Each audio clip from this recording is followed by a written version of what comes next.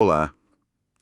Olha, a nossa mesa hoje tá coberta com material bem denso, viu? Bem denso mesmo. É um relatório técnico-jurídico sobre a Emenda Constitucional 132 de 2023, a famosa reforma tributária do consumo no Brasil. Uhum. E a promessa é gigante, né? Desmontar um dos sistemas fiscais mais caóticos do planeta para construir algo mais simples, mais lógico. Se funcionar, né? Exato. A nossa missão aqui hoje é essa: extrair a essência, traduzir esse juridiquês todo e entender o que de fato vai mudar.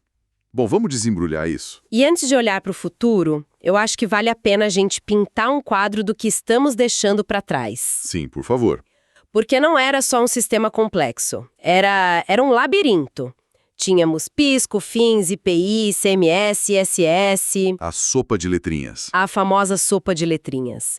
E o pior é que as regras do ICMS e do ISS mudavam entre 27 estados e mais de 5.500 municípios. É insano pensar nisso. Eu já vi empresas com andares inteiros de funcionários só para tentar calcular e pagar isso. E claro, isso gerava o efeito cascata, o tal do imposto sobre imposto, e a famosa guerra fiscal. Aquela disputa predatória entre os estados, né? Exatamente, onde eles se canibalizavam com benefícios fiscais só para atrair fábricas. Era um sistema que, no fundo, incentivava a ineficiência. E para consertar isso, o relatório destaca que a reforma inseriu novos princípios na Constituição. Fala assim em simplicidade, transparência, justiça, mas um me chamou a atenção: o princípio da neutralidade. O que exatamente significa um imposto ser neutro? Um tributo neutro é aquele que idealmente não entra na planilha de decisão de um empresário, sabe? Como assim? A escolha de onde abrir uma fábrica ou de qual fornecedor comprar não deveria ser baseada em qual local oferece um truque fiscal.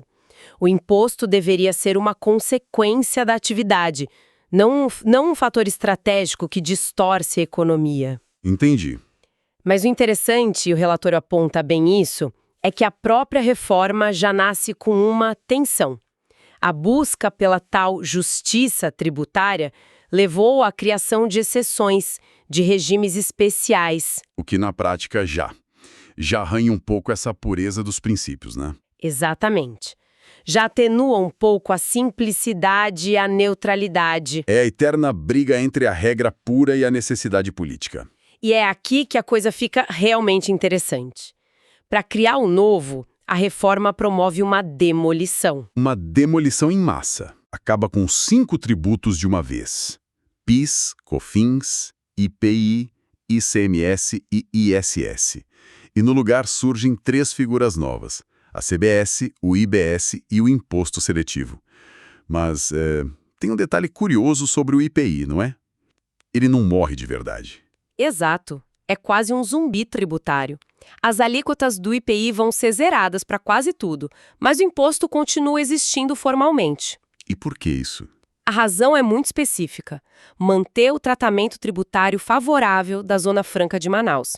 A vantagem competitiva deles depende da existência do IPI. É um dos muitos nós políticos que precisaram ser atados, entende? Entendi. E no lugar dessa bagunça toda surge o tal do IVA dual. Eu entendo o que é um IVA, um imposto sobre valor agregado. Ele incide só no valor que é adicionado em cada etapa. Mas por que dual? Por que não um imposto único e pronto? Essa é a pergunta de R$1 milhão. E a resposta é 100% política, não é técnica. Ah, claro. Um IVA único seria muito mais simples, mas significaria entregar a gestão do principal tributo do país ou para a União ou para um comitê de estados e municípios. Ninguém quis abrir mão de tanto poder. Ninguém queria ceder, né? Ninguém. Então a solução foi criar 2 IVAs com regras espelhadas: a CBS, que é o IVA da União, e o IBS, que é o IVA dos estados e municípios.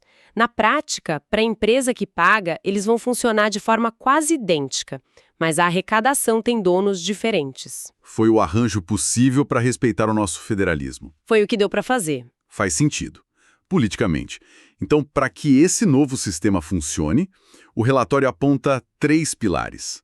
O primeiro é a tributação no destino. Como essa mudança de lógica acaba com a guerra fiscal. Ela ataca a raiz do problema. Hoje, a regra geral é que o imposto fica na origem. Onde se produz. Isso, onde o produto é fabricado. E isso cria um incentivo para o Estado dar desconto de ICMS para atrair uma fábrica, mesmo que o produto seja consumido no país inteiro. Com a reforma, o imposto vai ser devido no destino. Onde se consome. Exato. No estado e município onde o consumidor final está. A alíquota aplicada vai ser a de lá. De repente, tanto faz se a fábrica está em São Paulo ou no Acre. A arrecadação vai seguir o mercado consumidor. Nossa, isso é uma virada de chave completa. Parece simples na teoria, mas isso não vai gerar uma perda de arrecadação gigantesca para os estados mais industrializados? Vai. E é por isso que a transição da arrecadação será longuíssima. Ah, bom. Vai durar décadas, até 2078, para garantir que nenhum estado quebre no meio do caminho. Mas o princípio é esse: a competição passa a ser por atrair consumidores, um bom ambiente de negócios e não mais por quem oferece o maior subsídio. Ok, pilar 1 entendido. O segundo pilar, base ampla de incidência. O texto fala em operações onerosas com bens e serviços. Isso parece resolver aquela briga de décadas para saber se software era mercadoria para o ICMS ou serviço para o ISS, certo? Exatamente. Acaba com essas fronteiras artificiais. Se houve uma transação econômica, incide o imposto. Ponto. Simples assim. Mas o fascinante aqui, e que nos leva ao terceiro e mais importante pilar, é a não cumulatividade plena. Essa é a alma de um bom IVA. Certo. O sistema antigo era baseado no que a gente chama de crédito físico. A empresa só podia se creditar do imposto pago sobre insumos que, de certa forma, entravam no produto final. E isso gerava a famosa discussão do conceito de insumo que lotou os tribunais por anos. Exato. Uma empresa podia tomar crédito do café para os funcionários e do material de limpeza. Era uma zona cinzenta sem fim, uma zona cinzenta que custou bilhões em litígios e que agora deixa de existir. O novo sistema adota o crédito financeiro, que é muito mais simples. A regra se inverte. Tudo que a empresa adquire para sua atividade, seja um parafuso, uma consultoria, a conta de luz, Tudo gera crédito. tudo gera crédito do imposto pago na etapa anterior. A regra agora é o crédito amplo. A exceção é a vedação. Certo, isso é enorme. Acabar com a discussão do conceito de insumo é como apagar décadas de briga jurídica. Mas a natureza abomina o vácuo, né? Se essa porta se fecha, os advogados vão forçar outra.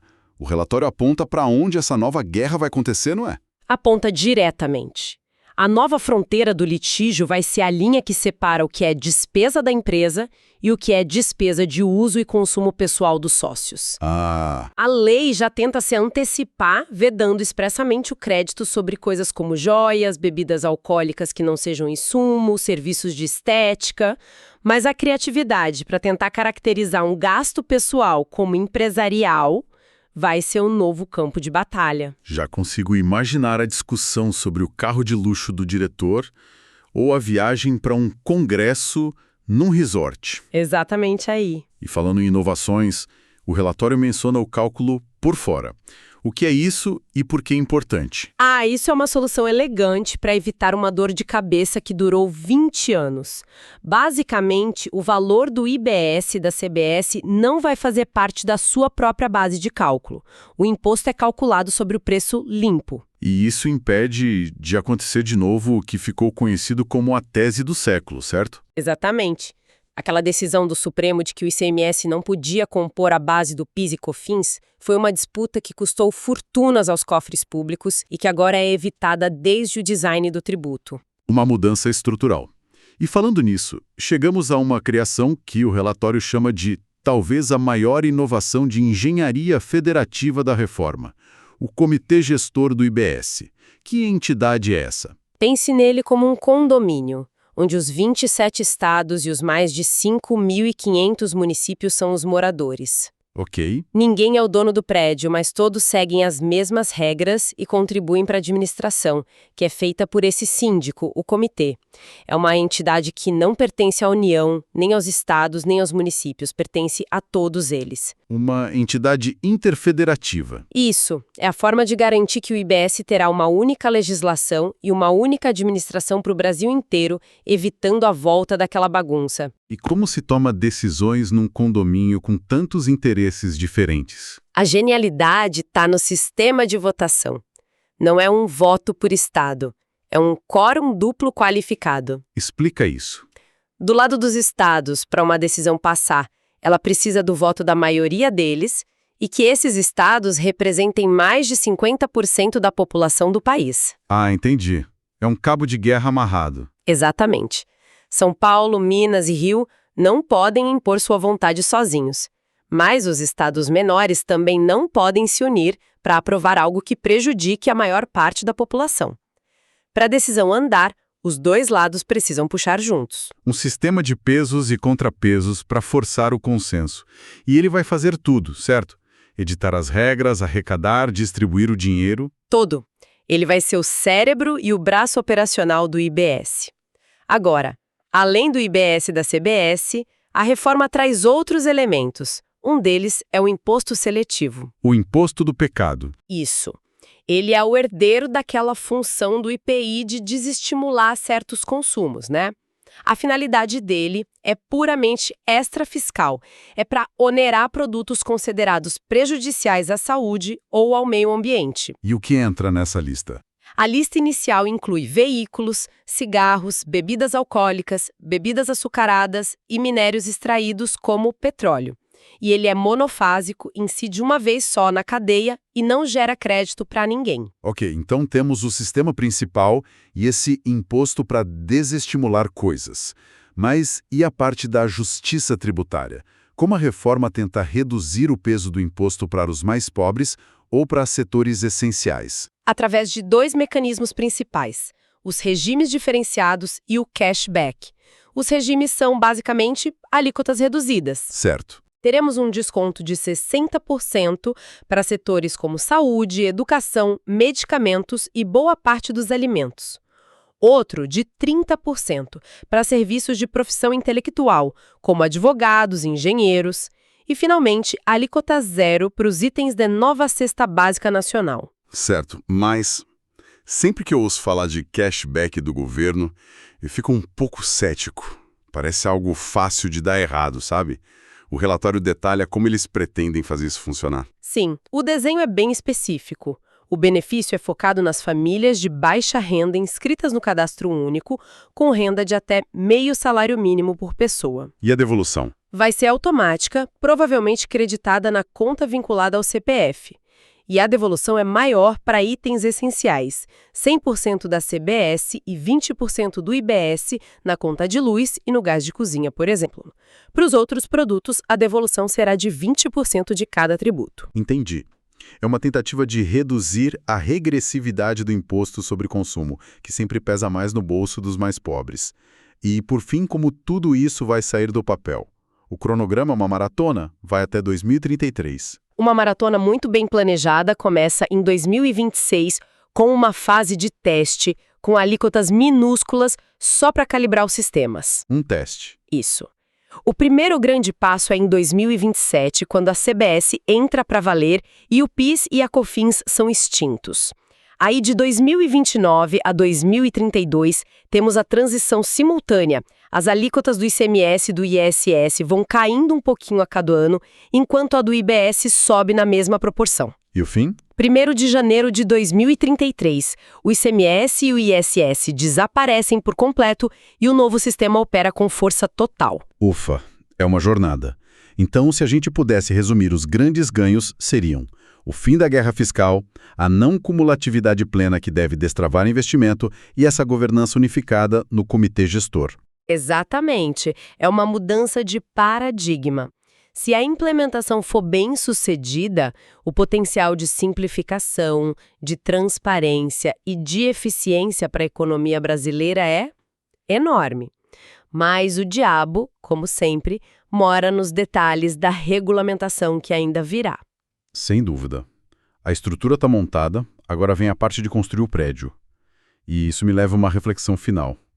A gente discutiu que a nova grande briga jurídica não vai ser mais sobre o que é insumo, mas sim sobre o que é de uso pessoal. Uhum. Pensando na complexidade das empresas hoje, onde trabalho e vida pessoal se misturam tanto, quais serão as primeiras zonas cinzentas que as empresas e o fisco vão explorar para testar os limites dessa nova definição?